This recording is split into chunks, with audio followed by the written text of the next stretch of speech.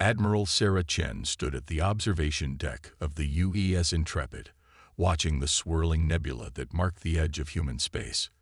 The massive viewscreen showed dozens of colonial ships continuing their careful progress through the cosmic dust, each vessel carrying thousands of settlers bound for newly discovered worlds.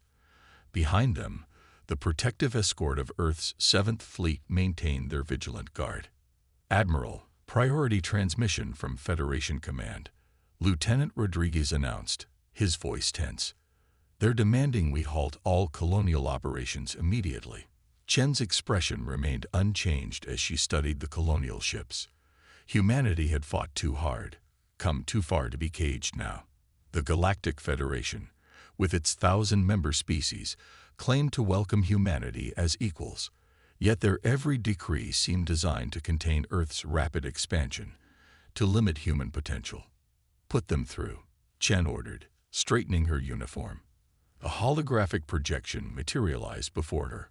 High Commissioner Zolix, his crystalline form refracting the nebula's light in shifting patterns. "Admiral Chen," the alien's harmonics conveyed carefully measured disapproval. "Your fleet ventures beyond sanctioned expansion zones. The Federation Council requires immediate withdrawal to approved territories." "With respect, Commissioner," Chen replied, her tone steady but firm. "These colonies were established through legal claim under Article 7 of the Expansion Treaty. We're well within our rights. The Council has reinterpreted certain provisions." Xylix's crystalline surface rippled. "Human expansion must be managed for the stability of the galaxy." Chen's eyes narrowed slightly. "Managed? You mean controlled? Restricted? Tell me, Commissioner, did the Council reinterpret these provisions before or after discovering our colony's mineral surveys? Your implications are inappropriate, Admiral. The Federation ensures equal treatment for all." "Equal treatment?" Chen interrupted, her voice sharp. "Like the equal treatment shown to the Proxima colonies when Federation merchants undercut their trade routes, or perhaps like the equality demonstrated when the Council denied our petition to establish research outposts in the Carina Arm." The Commissioner's form pulsed with agitation. "The Council's decisions serve the greater good. Humanity must learn its place in the galactic community." "Our place?" Chen's laugh was cold. "We didn't cross the void between stars to be told our place, Commissioner. Humanity explores. We expand. We grow. Not because we're permitted to, but because it's who we are. This is your final warning, Admiral. Withdraw your fleet or face sanctions." Chen stepped closer to the hologram, her voice low but carrying the weight of steel. "No, we will not withdraw. We will not abandon our colonists. And we will not ask permission to fulfill our destiny among the stars." "Then you leave us no choice." Xylix's form began to fade. "The Federation will take appropriate action." As the hologram dissipated, Rodriguez spoke up. "Admiral, Federation warships detected at the edge of our sensor range. Multiple signatures." Chen nodded, unsurprised. "Alert all ships. Battle stations." She turned to her command staff, her expression resolute. "Humanity didn't reach the stars by backing down, and we won't start now." Throughout the fleet, alarms sounded as crews rushed to their posts. In the colony ships, families huddled together, their dreams of new homes suddenly threatened. But they didn't turn back. They wouldn't turn back. The nebula's swirling gases cast everything in an ethereal glow as the two fleets faced each other across the void. Humanity's ships, fewer in number but bristling with innovation and determination, against the Federation's standardized military might. "They're demanding our surrender," Rodriguez reported. Chen's reply was simple. "Signal all ships. We go forward. Together." As the Federation fleet moved to intercept, humanity's ships pressed onward, their engines burning bright against the darkness. They didn't fire first, but they were ready. Ready to prove that humanity wouldn't be caged, wouldn't be controlled, wouldn't ask permission to reach for the stars. The battle that followed would change the galaxy forever. Not because humanity won, though they did, through desperate innovation and sheer determination, but because it proved something fundamental. Humans don't ask for permission to be free. The age of polite compliance was over. The age of human defiance had begun. The Federation's response to humanity's defiance came swift and calculated. Within weeks, blockades appeared around Earth's outer colonies, massive alien vessels positioning themselves in elaborate orbital patterns designed to cut off all trade and communication. They expected submission through isolation. They didn't understand humans. Captain Maya Patel stood in the cramped bridge of the Shadowrunner, a converted mining vessel that looked like space debris to most scanners. Her crew of 12 had trained for months for this mission, though the Federation would never believe humans capable of such audacity. Approaching Kepler Colony's outer marker, her navigator, James Wong, reported quietly. Federation patrol ships maintaining standard sweep pattern. Maya nodded, studying the tactical display. The Federation's blockade was impressive. Layers of overlapping sensor coverage, regular patrol routes, automated detection satellites. Impressive, but not perfect. Nothing ever was. Begin mineral dispersal, she ordered. Let's give them something to look at. The Shadowrunners modified, holds released carefully prepared clouds of mineral dust, the same composition as the asteroid field they were hiding in. As the particles spread, they created a subtle sensor echo, masking the ship's true signature while appearing completely natural to Federation scans. They're taking the bait, Wong reported as a patrol vessel adjusted course to investigate the mineral anomaly, maintaining distance from our vector. Maya allowed herself a small smile. The Federation relied too heavily on their advanced technology, on standardized responses to standard situations. They never expected anyone to turn their own protocols against them. Deep in the Shadowrunner's holds, climate-controlled containers held their precious cargo. Quantum entanglement communicators, small enough to smuggle but powerful enough to punch through any blockade. The colonists only needed one to coordinate their resistance. The ship crept closer to Kepler Colony, using the patrol ship's own sensor wake as cover. Federation doctrine called for focused scans of anomalies, creating blind spots behind their own vessels. Blind spots that Maya's crew had studied extensively. Alert from the colony, her communications officer whispered. They've spotted the Federation's ground forces moving toward the main settlement. Maya's jaw tightened. The Federation was done with subtle pressure. They were moving to direct control, probably planning to make an example of Kepler Colony. But they had waited too long, given humanity too much time to prepare. Send the signal, she ordered. Tell them to be ready. The Shadowrunner's presence was only part of the plan. Throughout the colony, hidden resistance cells waited for this moment. The Federation would find that controlling humans was like trying to hold sand. The tighter they squeezed, the more slipped through their fingers. As they approached the atmosphere, Maya activated the ship's second surprise. Metamaterial panels that absorbed radar and LiDAR signals, developed in secret by Earth's scientists. The Federation's mighty sensors would see nothing but background noise. Ground teams reporting ready, Wong announced. Resistance cells in position. The Shadowrunner descended through Kepler's upper atmosphere, riding the colony's regular thermal updrafts to mask their heat signature. Below, Federation troops moved through the streets, their powered armor gleaming in the planet's twin suns. They never looked up. Why would they? Their sensors showed nothing but normal atmospheric activity. The ship touched down in an abandoned mining crater, its dark hull blending with the shadows. Maya's crew moved quickly, unloading their cargo into waiting underground tunnels. The colonists had been busy during the blockade, expanding the old mining network into a vast, hidden infrastructure. Federation patrols updating their sweep pattern, Wong reported. We have 17 minutes until they cross our position. Maya watched as the last containers disappeared into the tunnels. Soon, Kepler Colony would have a secure line to Earth, able to coordinate with the other blocked colonies. The Federation thought isolation would break humanity's spirit. Instead, it had forced them to innovate, to find ways around, through, and beneath the barriers placed before them. Message from colonial leadership, her communications officer said. They say, "Tell Earth we remain unbroken." Maya nodded, pride swelling in her chest. Let's show them how unbroken we are. Begin Phase 2. Throughout the colony, hidden resistance fighters moved into position. The Federation troops were about to learn a harsh lesson. Humans didn't need warships to fight back. They had something far more powerful: ingenuity, determination, and the absolute refusal to be controlled. As the Shadowrunner lifted off, using the same natural cover for their exit, Maya sent a final encrypted burst to Earth Command. Package delivered. Operation Breakout proceeding as planned.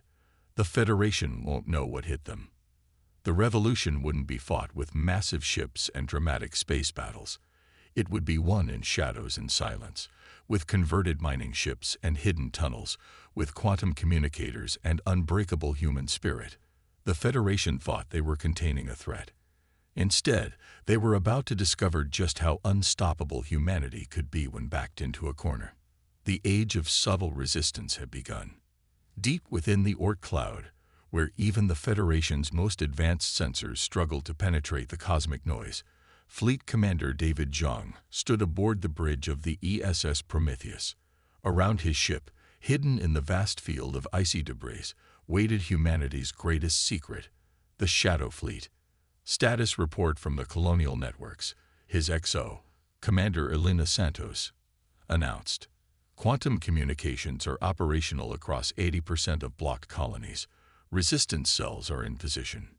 Zhang nodded, studying the holographic display showing the positions of over 300 ships, vessels that officially didn't exist. While the Federation watched Earth's known shipyards, humanity had been building in the darkness between stars, converting asteroids into mobile construction facilities that left no trace of their work. Message from Earth Command. Santos continued. The Federation Council is convening an emergency session. They're voting on direct military intervention against Earth itself. Right on schedule, John replied, a grim smile crossing his face. They think they've pushed us into a corner. Time to show them how wrong they are. The Shadow Fleet represented years of hidden preparation. Each ship incorporated lessons learned from humanity's first encounters with alien technology, but taken in unexpected directions. Where the Federation built massive dreadnoughts, humanity created nimble ships that could hide in plain sight. Where they relied on brute force, Earth's vessels carried experimental weapons that turned physics itself into a weapon. All ships begin power-up sequences, Zhang ordered. Initiate Operation Starburst. Throughout the fleet, reactors hummed to life. Special metamaterials absorbed the energy signatures while quantum-encrypted communications coordinated their movements. The Federation was about to learn that their sensor networks had more blind spots than they realized. Sir, Santos reported, the Shadowrunner has confirmed successful delivery to all primary colonies. Resistance forces are armed and waiting. Zhang nodded. Captain Patel's smuggling runs had been crucial, delivering not just communications equipment, but also the tools for what was coming next. The Federation's ground forces were about to face an enemy they couldn't see, couldn't predict, and couldn't control. Signal the fleet, he commanded. Execute Jump Sequence Alpha. It's time to remind the galaxy why humanity survived on a planet full of predators. The Shadow Fleet moved with practiced precision, ships aligning into formation as their experimental jump drives spooled up. These weren't the standard FTL engines the Federation knew about. These were something new, drives that could plot micro-jumps with unprecedented accuracy, allowing for tactical teleportation in combat. Sir, incoming transmission from Admiral Chen, Santos announced. The Federation fleet is moving on the Kepler blockade. They're deploying ground forces. Perfect timing, John replied. All ships prepare for combat jump. Today we show them why you don't cage humans. The Shadow Fleet vanished in a cascade of quantum tunneling events, each ship plotting its own course through the fabric of space-time. When they reappeared, they would be behind and between the Federation's blockade ships, in positions calculated to exploit every weakness in their formation. But the ships were only part of the surprise. On the colonies below, resistance fighters activated devices that had been smuggled in piece by piece. Not weapons, something far more devastating to the Federation's carefully ordered military doctrine. Quantum field disruptors that would turn their advanced targeting systems against them. Fleet emergence in 30 seconds. Santos counted down. Colonial resistance forces report ready. John watched the tactical display, where Federation ships maintained their perfect, predictable formations. They were about to learn that perfection was a weakness. Chaos was humanity's natural element. Send the final code, he ordered. Let's show them what happens when you try to contain human ingenuity. Across blocked colonies, resistance cells initiated their coordinated strike. Federation ground forces found their powered armor locking up as quantum fields redirected their own control signals. Patrol ships detected phantom targets everywhere as their sensors struggled with artificially induced quantum uncertainty. And then the Shadow Fleet arrived. The Federation's response was predictable. They tried to form defensive lines, to establish firing solutions based on standard combat protocols. But humanity's ships weren't fighting by their rules. They were fighting like the predators Earth had forged them into, striking from impossible angles, vanishing and reappearing where no ship should be able to go. Multiple Federation ships reporting critical system failures, Santos announced with professional satisfaction. Their quantum-locked targeting systems are completely compromised. Zhang allowed himself a thin smile. The Federation had thought their technology made them invincible. They were about to learn that humanity's greatest weapon wasn't their ships or their guns. It was their ability to turn any advantage into a weakness. The battle for humanity's freedom had begun. And this time, they weren't asking for permission to win. The Federation's Grand Fleet filled the space above Earth. Thousands of ships arranged in perfect geometric patterns that their tactical doctrine claimed were optimal for both offense and defense. High Commissioner Zilix stood aboard his flagship, watching holographic representations of the approaching human vessels with growing unease. They're badly outnumbered, his tactical officer reported. Even with their hidden fleet, they cannot hope to prevail. Their resistance is illogical. Zilix wasn't so certain. Something about the humans' approach felt wrong. Their ships moved in seemingly random patterns, violating every principle of proper fleet coordination. It looked like chaos, but he'd learned that with humans, chaos often concealed purpose. Aboard the Prometheus, Commander Zhang watched the same battle space with predatory focus. Around him, the bridge crew worked with quiet intensity, each person knowing their role in what was about to unfold. Federation fleet holding position, Santos reported. They're waiting for us to enter optimal engagement range. Optimal for them, Zhang replied. Signal the colonial resistance. Execute Operation Sunstorm. Across Earth's solar system, hidden transmitters activated simultaneously. Quantum entangled particles, carefully positioned over months of preparation, began to resonate in precise patterns. The effect was subtle at first, a slight distortion in spacetime that the Federation's sensors initially dismissed as background radiation. Enemy fleet beginning standard attack pattern, Santos announced. Their first wave is moving to engage. Zhang nodded. Launched the drones. From the Shadow Fleet ships, thousands of small objects deployed. To Federation sensors, they appeared to be debris or countermeasures. In reality, each was a quantum field projector, adding its own ripple to the growing distortion in spacetime. Sir, Santos called out, Federation ships are reporting targeting system anomalies. Their quantum-locked computers are experiencing cascading errors. The Federation's technology was their pride. Computers that used quantum entanglement for instant calculations, targeting systems that could track thousands of objects simultaneously.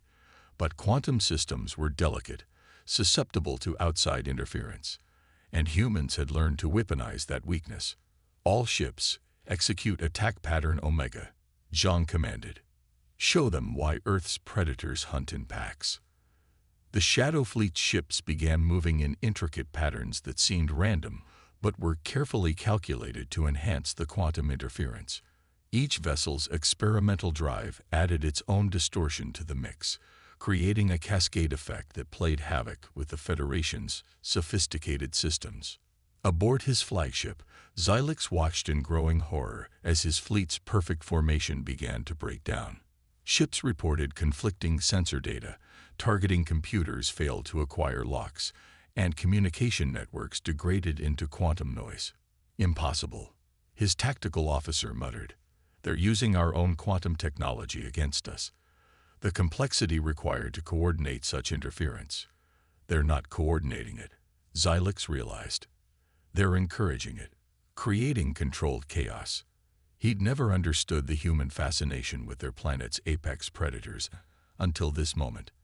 They weren't just fighting, they were hunting. The Shadow Fleet struck from multiple vectors, their ships appearing and disappearing through micro-jumps faster than Federation crews could react. Without their quantum targeting systems, the Federation vessels were forced to rely on manual control, something their crews had never trained for. Colonial Resistance reports Federation ground forces in complete disarray, Santos reported. Their armor systems are offline, communications compromised. They're beginning to surrender. Zhang allowed himself a grim smile. Signal all ships. Begin Phase 2. The quantum interference reached its peak as hidden transmitters around the solar system activated their final protocols. Space itself seemed to shiver as overlapping fields of distorted space-time created zones where Federation technology simply stopped working. Federation ships, designed to operate as perfect units in a perfect system, found themselves blind, deaf, and alone.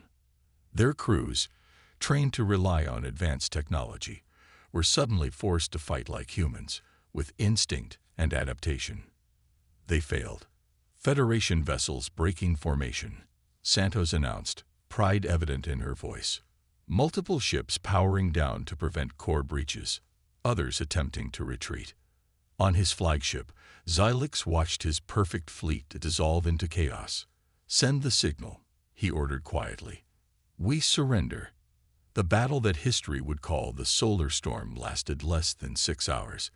It marked the end of the Federation's attempt to contain humanity and the beginning of a new era in galactic politics. Humanity had won not through superior numbers or technology, but by embracing their nature as Earth's apex predators.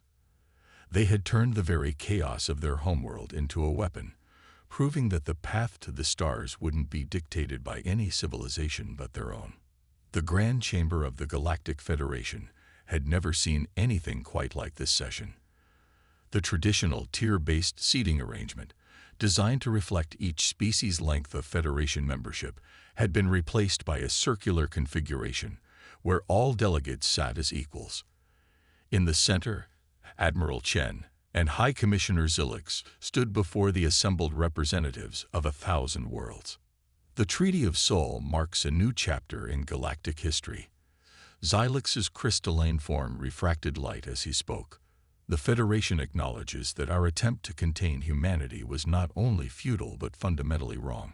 We failed to understand that diversity of approach, even chaos itself, can be a strength rather than a weakness.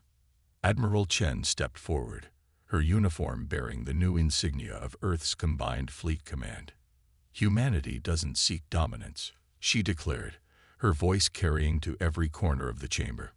We seek partnership, but true partnership can only exist between equals who accept each other as they are, not as they wish each other to be. In orbit above, the Prometheus maintained its watch alongside vessels from 24 Federation species.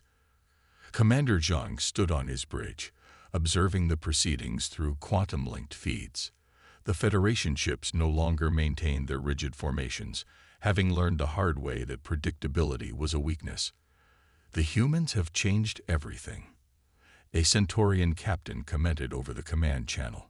Our tactical doctrines, our assumptions about proper fleet operations, even our understanding of quantum mechanics. We merely showed you another way, Zhang replied diplomatically. There are advantages to both order and chaos. The trick is knowing when to use each. Back in the chamber, Chen and Zilix activated the holographic display. A new map of known space appeared, showing revised territorial boundaries and joint exploration zones. The Federation's rigid expansion protocols had been replaced by a more flexible system that recognized different species' approaches to colonization. The Quantum Accords recognize humanity's right to explore and expand according to their nature, Zilix announced. In return, they will share their innovations in quantum field manipulation and stealth technology. Together, we will push the boundaries of known space further than any single approach could achieve. The changes went beyond military and territorial matters. Federation scientists were already working with human researchers, combining their precision with humanity's creative chaos to achieve breakthroughs neither could have managed alone. The rigid hierarchies that had defined Federation society for millennia were giving way to more flexible, adaptive structures. From this day forward, Chen continued, the Federation will no longer seek to make all species follow the same path. Unity does not require uniformity. Strength can be found in diversity of approach, of thought, of evolution itself. In the colonies that had faced blockade, former Federation troops now trained alongside human resistance fighters, learning to think beyond their programmed responses. The quantum field disruptors that had turned their own technology against them were being repurposed for peaceful applications, expanding the possibilities of space travel and communication. Representative Chen, a delegate, called out, using her new title. Some among us fear that this change marks the end of the Federation as we know it. Chen smiled. The Federation you knew sought to contain the chaos of the universe within rigid boundaries. But the universe itself is chaos and change. By embracing this truth, the Federation will become stronger than ever. The vote that followed was nearly unanimous. The age of rigid conformity was over. A new era had begun, one where order and chaos would dance together among the stars. Aboard the Prometheus, Zhang received the final confirmation.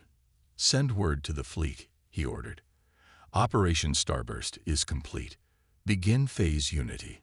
Throughout known space, ships of all species began moving along new patrol routes, some maintaining the Federation's traditional patterns, others adopting the seemingly random but deeply calculated paths favored by human vessels.